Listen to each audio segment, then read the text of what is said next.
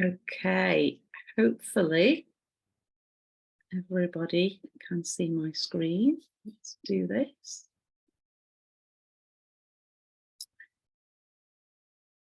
There we go. I should have Andrew on the line. Andrew, can you see my screen? Okay, amazing. Let's just collapse that down. Shouting yes from the kitchen like the glamorous assistant he is. Fabulous, dear, thank you. Okay, so welcome to Tips in 20. Let's just do a quick time check. Top tips and practical strategies on how to thrive in a life altered by your child's disability, diagnosis, or additional needs. So I'm just going to really quickly introduce myself. Some people are new to me and my format. So my name is Charlie Beswick. I'm the mum to Oliver and Harry. Harry is the one you can see on screen here. And I am a teacher of over 16 years. That's not normally relevant, but tonight in particular it is. I'm the best-selling author of Our Altered Life. I am the mentor to mums with an altered life themselves, and I'm an advocate for parent carers in the workplace. I'm a charity founder of More Than a Face, helping people to deal with facial difference and visible difference.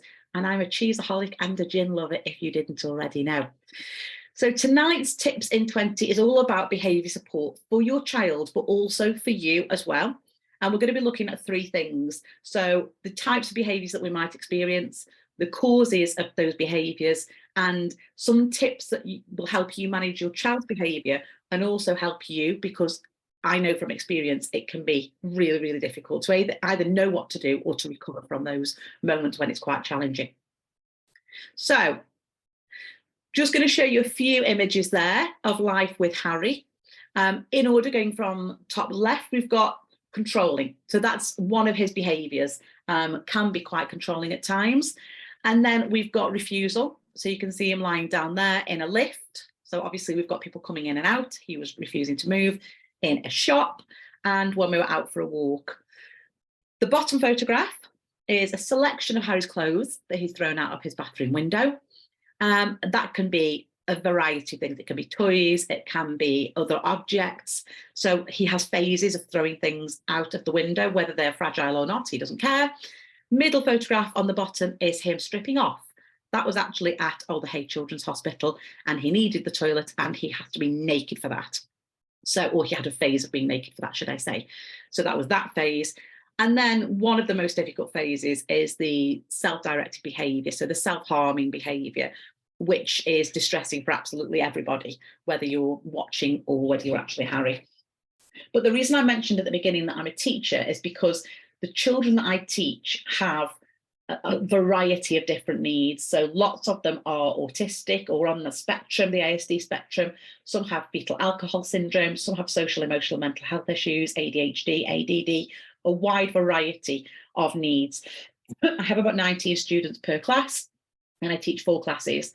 And in those classes, I see a variety of behaviours. And actually, the closer I get to these children, the better relationship I have, the more I tend to see these behaviours. So typical examples will be swearing, so sort of foul language aimed at me or at others in the room, running away, trying to sort of escape, damaging property, and a deliberate sort of winding up of other children as well.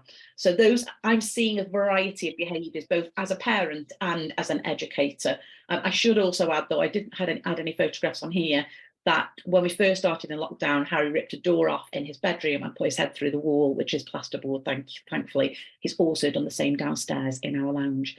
So I have a variety of behaviours. I don't share a great deal of them, and I certainly don't go into great detail online, but just so that you know that I'm coming from a place of real experience and understanding with this tonight. So what are the causes of behavioural challenges? Well, the first one, first and foremost, is always going to be communication. All forms of behaviour, even the wild ones, even the ones that feel like they are senseless, are your child's way of expressing their needs some way or another. And often that comes from a place of frustration. So that's the first thing to bear in mind, is that if we can get a little bit curious around their behaviour, then we're much more likely to deal with it in a positive manner. And I'll come on to that in a little bit. So another cause could be pain, illness, or health issues. So Harry in particular, I know his behaviour patterns now. And I know that if he is particularly aggressive, sweary, shouting, lots of kicking, it tends to mean that he's constipated. That tends to be his way of communicating to me that he needs extra Movicol that he takes, or warm baths or massages. And that's just come with, he's 18 this year, so that's come with a lot of trial and error and practice. Anxiety and the need for control can be another reason underlying these behaviours. And Yvonne Newborn, if you're not aware of her, she's a perfect person to check out in this topic. She often talks about replacing anxiety with fear as a word, because again, that slightly changes the way in which we perceive the behaviours. It can be in response to changes. So that can be a simple change to a routine, or it can be a significant change. So it could be a transition between settings, between schools, between homes, or it can be anticipation of change. So if children know that change is coming up, then that can be a trigger for behaviour issues.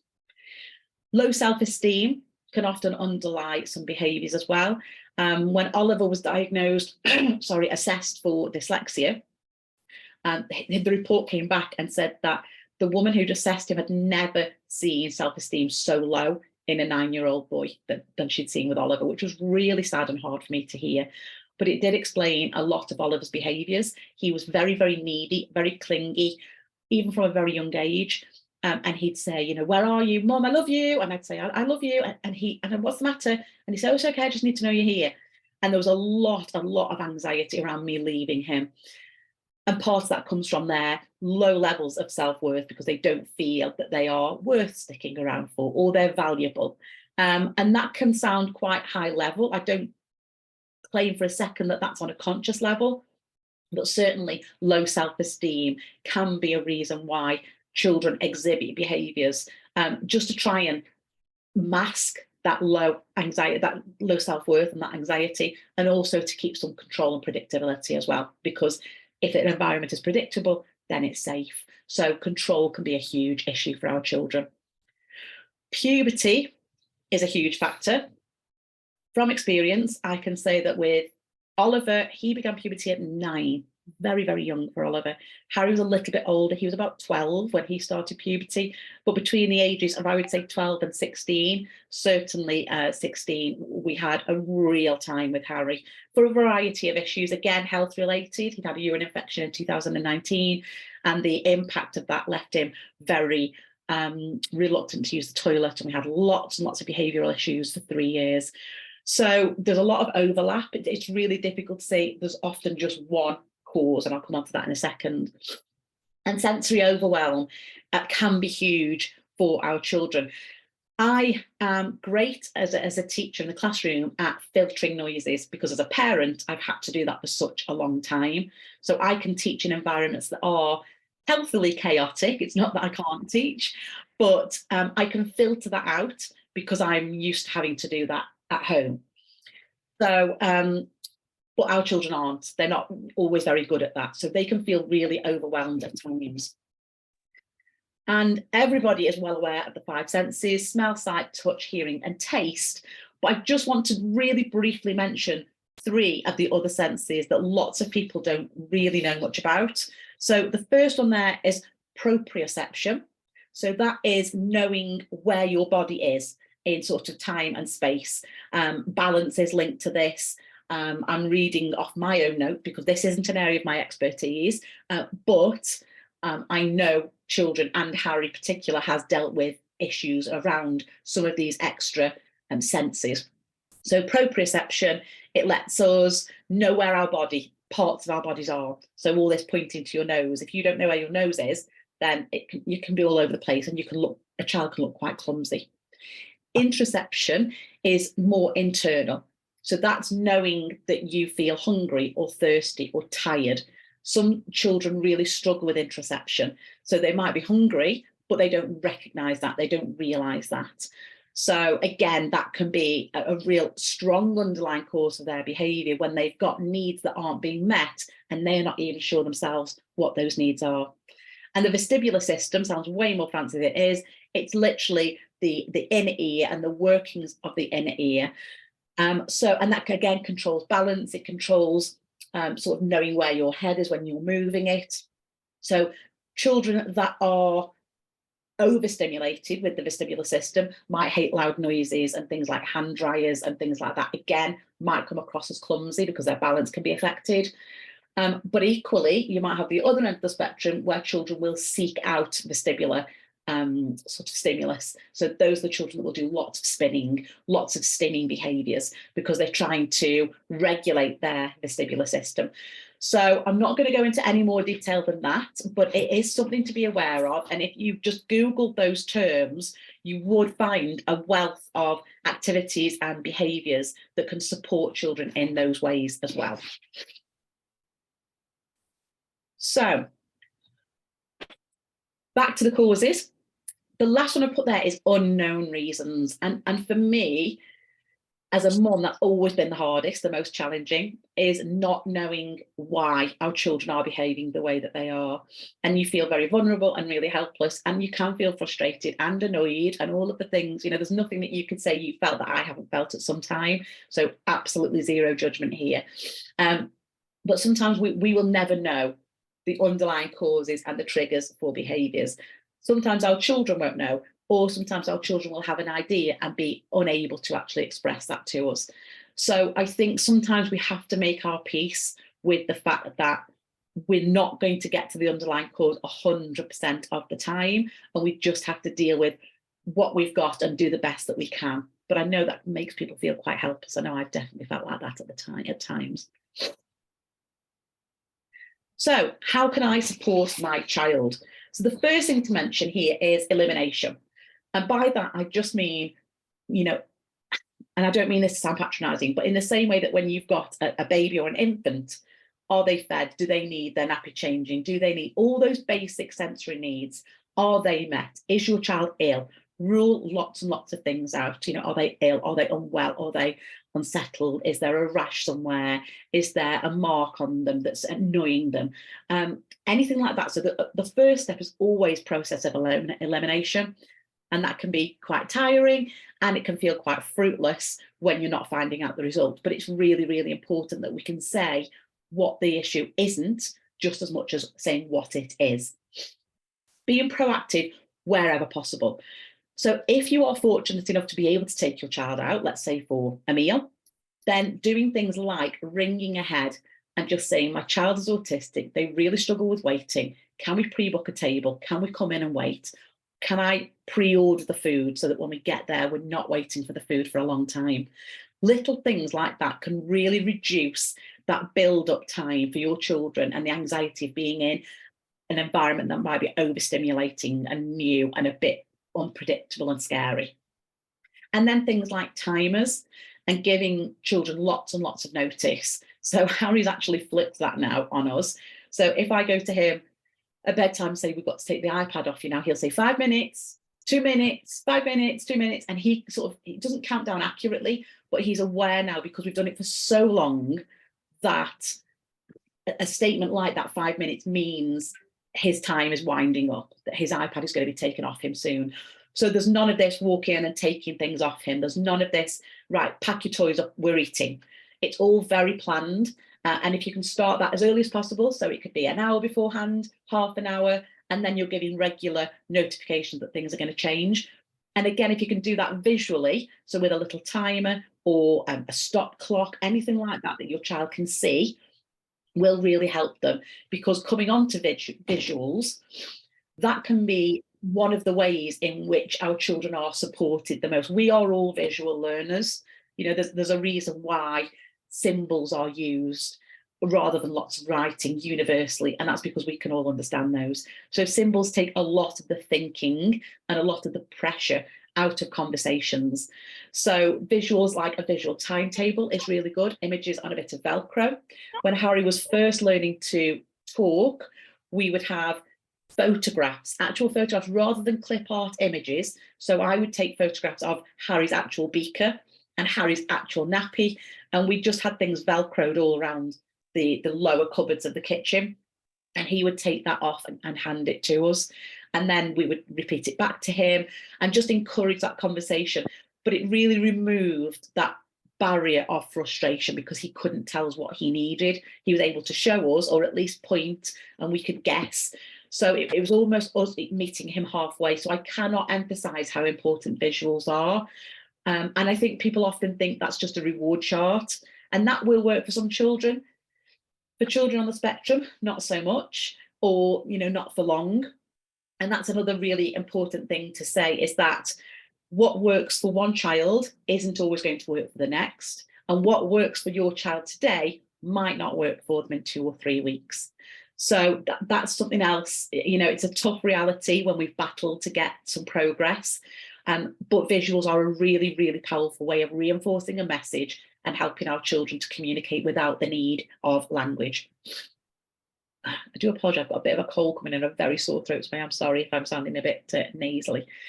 The next point here is to be aware of your own language, your tone, the way you are saying things, as much as what you are saying. One of the words that can trigger a lot of children, particularly my students at school, but I know as a parent, is no. Because sometimes, and again, this is linked to low self-esteem, if children are hearing no, sometimes it's very difficult for them to separate you saying no to the activity that they want and no to them as a person. So it can feel a bit like rejection. It can feel like you're pushing them away as a person if they struggle to differentiate between what they want, what they need, and who they are as a person. So instead of saying no, it might be, so for example, when Harry's wanted toys, and if you follow me on social media, you will see I'm not always successful in this, but sometimes I'll come out with 2 toys instead of the 7 that he wanted. So we have to take the wins. But it might be, let's take a photograph and we'll buy it next time, or we'll put it on the list.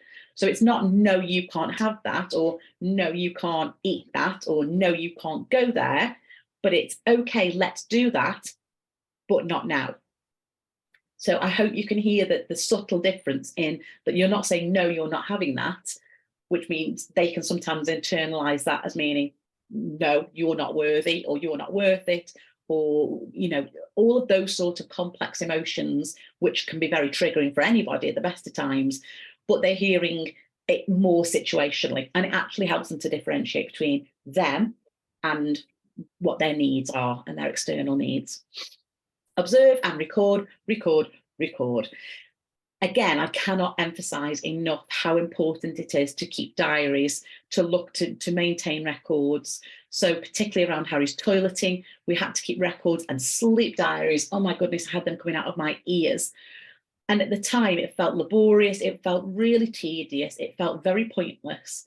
But actually, when you look back over 2 or 3 weeks, you can identify patterns. You do see trends, and that does help you to put in support at the right time, because timing is crucial. We want to put the most effort we can into proactive, preventative support, so that we're not putting all our time, attention, and effort into mopping up, because that's not good for us, it's not good for our children. So the only way we're going to get that is by observing and recording. So yes, it can be very boring. Yes, it can be very tedious. And no, it doesn't happen overnight. None of these things are quick overnight wins, unfortunately. There is no magic wand. They all require time, patience, resilience. And it is hard. And I'm not going to lie and say, yeah, it's really easy. It isn't. But it's really necessary. And once you start coming out the other side of behaviour issues, then you feel the rewards then. So redirect rather than restrain or stopping. So behaviours such as, and again, I'm just using Harry as an example, when he used to be on the toilet, he would smack himself quite violently and quite often. And that was just before he even had a wee. It didn't have to be anything, like sort of a bowel movement.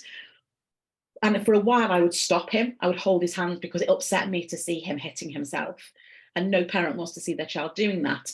But what I recognised was that was his way of coping, of balancing the inner turmoil of toileting with the outer expression. And so I would just put my hands over his forehead and let him smack my hands instead.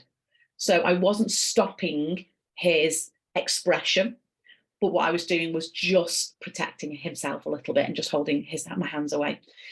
Another thing that he used to do is a lot of eating things in the bathroom. So when he was on the toilet, waiting to use the toilet, he would eat anything. So soap, toilet brushes, toothbrushes, toothpaste, toilet roll, any of those things. So his bathroom here is empty of most things now, as it is at his dad's house, and school had to remove everything from the toilet.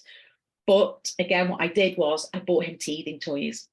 So he calls them bite. So if he now goes to the toilet and he's feeling agitated, he'll say, bite, please. So I'll just pass him one of his teething toys and he'll bite down on that. The other behaviour that he does constantly is bouncing. So he has recently broken his divan bed, so I've had to rebuild the base of that. And he will bounce on sofas and things like that until they're flat. So we've bought an enormous space hopper. It's like an adult sized giant space hopper. We've also got a rocking chair. And so we'll redirect him. So it's not about stopping the behaviours, because actually in many ways they soothe Harry. They help him. They might help your child. But it's about redirecting it in a way that means it's not dangerous to them or anybody else. And that actually we can use that in a positive way. So he's still burning his energy up. He's still communicating his needs. He's still getting that frustration out, but he's just doing it in a safer way. And then teaching the calm moments and comforting the tough. So when we do have those calm times, so for example, when Harry's getting dressed, if he's struck, and I have to help him still with all of his personal needs, but if I am getting him dressed and he's stuck, or I can see he's getting a bit frustrated, but it's not quite at the point where we're going to have behavioural problems, I'll say, does Harry need help? Harry says, help, please. So Harry will say, help, please, and then I'll help him straight away.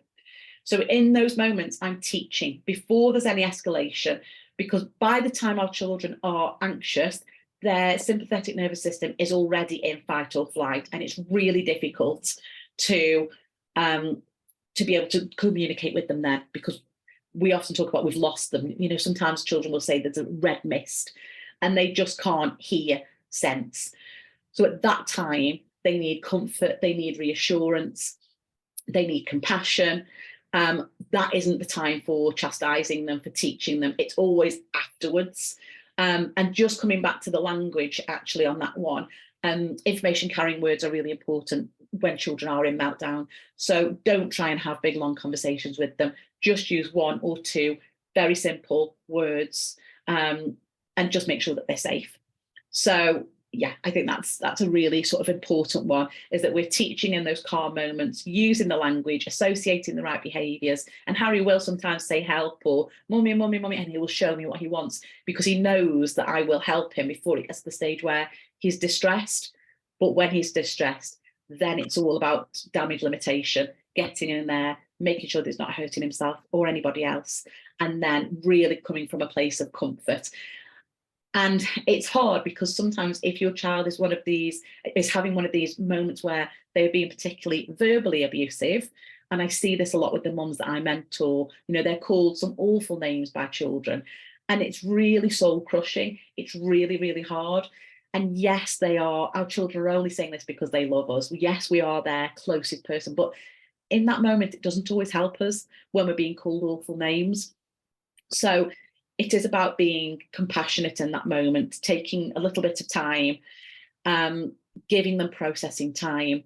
Our children can't always process 2 or 3 things one after another.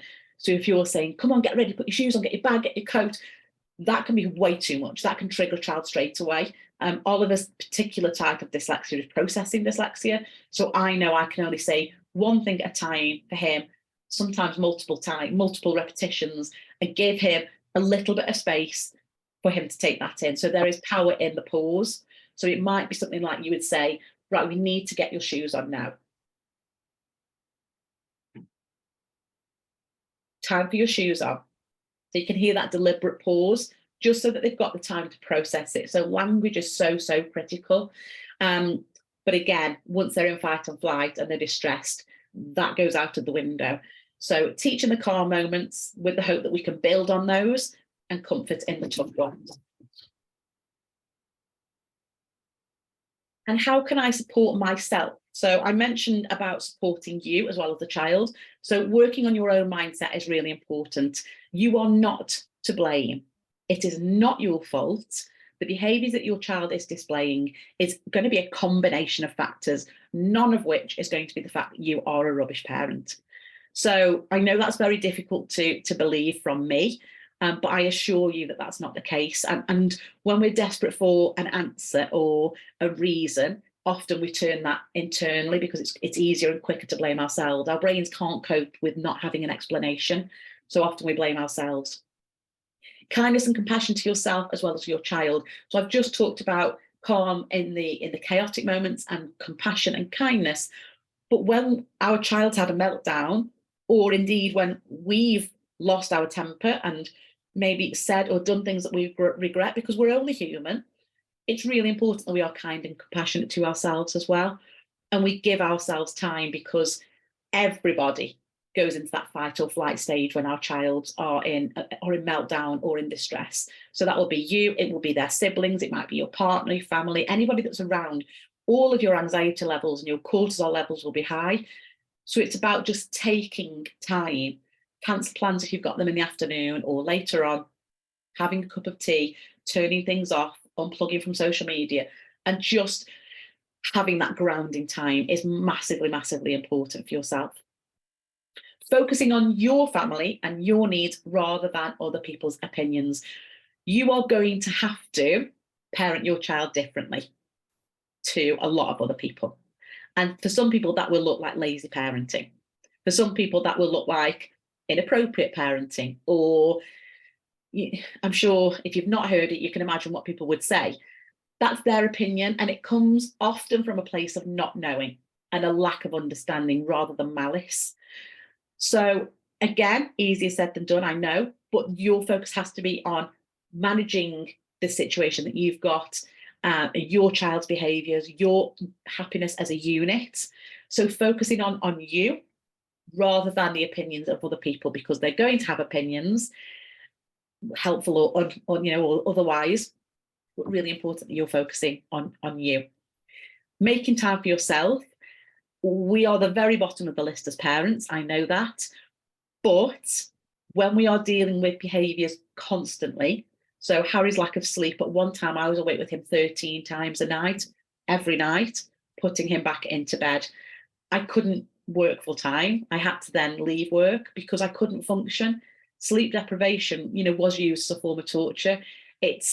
When people say I'm sleep deprived, but they're rocking up and they're looking great and they're going to work, it's very different than being genuinely sleep deprived when it kind of hangs on you like a fog and you're really quite a danger to drive and things like that. So, it is really important that you're making time for yourself and recuperating, because if you're not feeling your best, then you can't give your best. And then we get into a cycle of you being short-tempered, which just might trigger the child, and so on and so on. So taking care of yourself is really important. Acceptance versus acknowledgement is something I talk about quite a lot, more so in the realm of emotions, I have to say, but it is valid here. So I am never going to accept that I'm going to leave Harry vulnerable when I die. I do acknowledge it, and that allows me to put plans in place. But lots of people will say, well, you just have to accept this is the behaviour. You just have to accept that they've got autism, this is how they behave. You're just going to have to accept that they've got fetal alcohol syndrome and this is a symptom. I think there's a difference. Sometimes I wrestle with accepting, because to me that means that I'm at peace with that. And I'm not at peace with everything in my life, but I can accept it. And from a place of acceptance, I can then go on to make plans and make a positive sort of, positive difference. And that gets me out of victim mindset, because if we can't accept things and we can't acknowledge it, then we're trapped in that woe is me state, which we all find ourselves in at times. I've certainly been guilty of that from time to time, but it's really important that we move out of that, because that doesn't serve anybody. And make sure that you're talking to other people who understand and who truly get it as well. Which brings me on to the Send Gin and Cheese membership. So this, I'm just going to mention really briefly, is called More Than a Mum. It's the empowerment pathway. And on the screen there's a list of reasons why this membership would be suitable for you. So if you don't feel present in the moment with your child and family because you're constantly worried about the future, this membership is for you. Equally, if you're struggling to let go of the life you did expect so that you can enjoy life now, if you feel distant from family and friends who don't understand what's going on, that can be really challenging at times. If you feel consumed by the sadness of comparing your life with others, again, really difficult. If you feel intimidated and find it hard to speak with professionals, or you feel guilty a lot of the time because you can't meet everyone's needs all of the time. The membership includes live sessions with me to develop your emotions, your advocacy, and time for yourself and others. So we've got some pathways and we skill you up in all of those ways. So some mindset transformation sessions, which will be amazing. Live group mentoring calls every month. So 2 calls every month with me. Guest experts coming in to talk about issues that are really relevant and important to you right now. So that could be toileting, sleep, speech and language, behaviour. And rather than paying 80, 90, 30, sort of a couple of £100 for sessions with these experts, you'll be able to access them included in the membership, which at its most, and you won't be paying this price, will be £12.99. Ongoing access to all the sessions, the recordings, and any future membership developments, and an amazing community of mums. If you're not already in the free Send Gin and Cheese Facebook, it's a gorgeous community. So we will emulate that in the membership. We'll be going into a little bit more detail, a bit more depth about our needs, and really working through that together. Buddy. And so you will be able to, so this is just, I'm just going to whiz through these, manage your worries so that you can fully enjoy the time you spend with your family and not look back at regrets in the future, because that's what I did. I don't want anybody to get 7 or 8 years in and then really realise that they could have done this so much sooner, which is the whole reason for the membership. Get those good people around you. Know what to ask for in a setting and how to manage transitions. So when that's home to nursery, nursery to school, school to college, college to the big wide world, scary, I've got your back, we can do that together, that's absolutely fine. Discussing things with professionals really calmly and really assertively so that you are included in the decisions, because a lot of the time we feel like life's happening at us or to us. And so during the membership, we're going to, again, scale you up so that you are able to feel really proactive in life and have a positive influence in your child's future. And reconnect to the adult you were before you became a mum. Laugh without guilt and make space for yourself so that you don't feel resentful of life and have some fun and purpose outside of being a mum. So that is the membership. Now, due to technical issues with my website, the wait list should have closed by now, but it's not going to close until Saturday, this Saturday. So I will send the waitlist link out in the email. So do look out for that. In fact, once the recording stopped, I might share it in the box. So if you just hang on 2 seconds. The waitlist closes on Saturday, the 13th of May. So if you are watching this on replay and a recording after that date, if you go to sendginandcheese.org, the full information will be there. But if you join the waitlist, then you are going to get an amazing founding members deal. Which I won't be repeating because I'm only going to get a founding member crew once. So that's going to be amazing. And information on that is going to go out on Sunday. So I'm going to stop the share now, stop the recording. And if anybody has any questions, then I'm more than happy to answer them if that's specific to yourself. And I will just stop the recording now.